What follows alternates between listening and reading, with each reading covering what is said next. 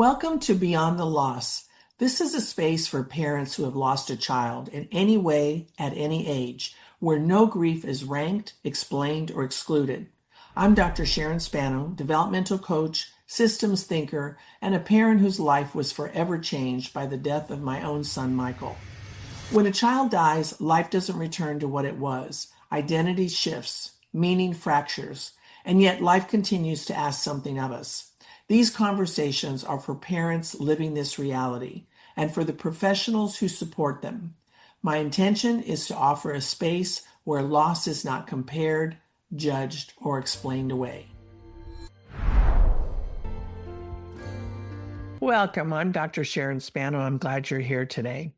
In the last episode, I talked about what this space holds and why it exists. And today I want to begin where many parents find themselves, often without language. And even the people around them don't often have the language to talk about what it means beyond the loss. That moment when identity breaks for a parent. So when a child dies, we often talk about grief and mourning, but what is less often named is something more fundamental, and that is the disruption of identity. For most parents, the role of being a mother or father is not something you do. It's something you are. And it organizes time, it shapes relationships, it gives meaning to effort, sacrifice, and love. And when a child dies, that organizing structure collapses. Not temporarily, not symbolically, but structurally. The loss beneath the loss is how I like to think about it. And one of the reasons that parental loss is so difficult to speak about, I want you to really think about this because I know it's something that came up for me every time I was on an airplane and someone would ask me if I had a child. Think about this. There is no word, at least not in the English language, for the loss of a child. We have words like widow and orphan, and you can say those words and people know immediately what you mean. But for us as parents who've lost a child, those words that signal identity change are not available to us. But when a child dies, that parent then is left without that language to describe who they are in the here and now. You're still a parent, and yet the role no longer functions the way it once did.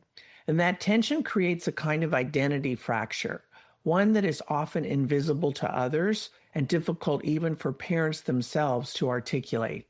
And here's another word that we often use, bereaved parents, but most of us don't really like that phrase. Most parents tell me that they don't think of themselves as bereaved parents, not because the loss isn't real, but because the label doesn't quite capture the experience. It defines the person by the loss without accounting for what has been reorganized or is in the process of being reorganized underneath it. Identity after a child dies isn't simply marked by grief. It's marked by disorientation, ambiguity, a sense of being between two worlds. You may feel like the person you were no longer exists, but the person you're becoming hasn't fully emerged yet, hasn't formed yet. And that in between, that liminal space, as we sometimes refer to it, can feel profoundly lonely. Like no one gets you, no one understands, and you don't often have the bandwidth to either explain or participate in the relationships that you had before the loss in quite the same way. Why the disruption lasts? We often hear phrases like you'll always be a parent and you still have other children if that's the case, or your child will always be a part of you. While often well-intentioned, these phrases can unintentionally flatten the reality that you yourself might be experiencing. And the reason is because they try to resolve something that fundamentally cannot be resolved. And I think that's one of the things that parents experience a lot. The people around them trying to make things better, trying to fix something that cannot be fixed. The truth is, identity doesn't snap back into place after a loss like this. Again, it reorganizes and it does so very slowly, sometimes painfully over time. And for many parents, that reorganization happens quietly, long after support has faded and attention has moved on.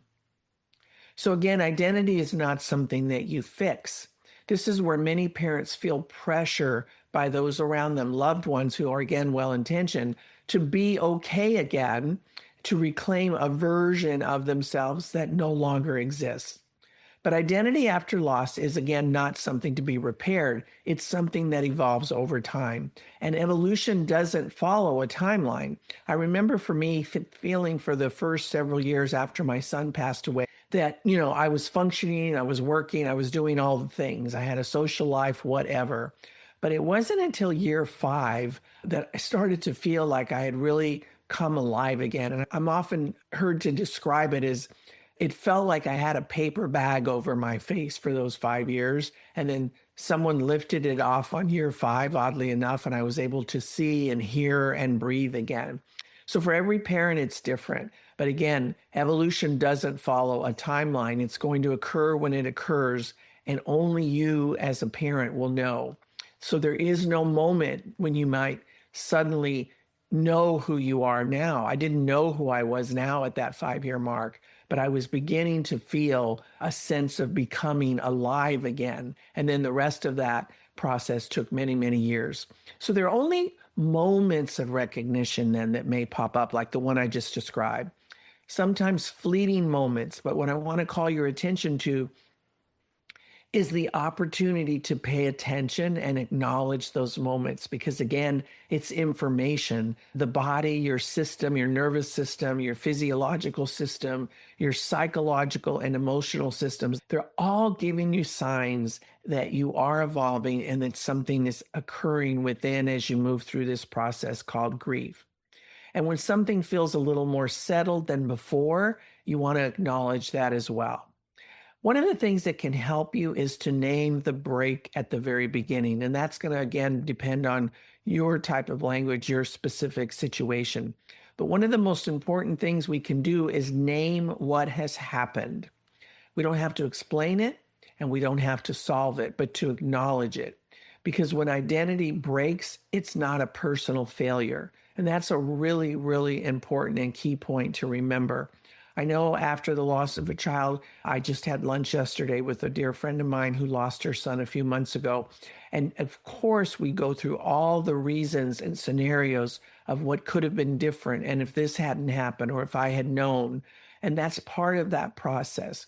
But eventually to accept that none of this is a personal failure. It just is.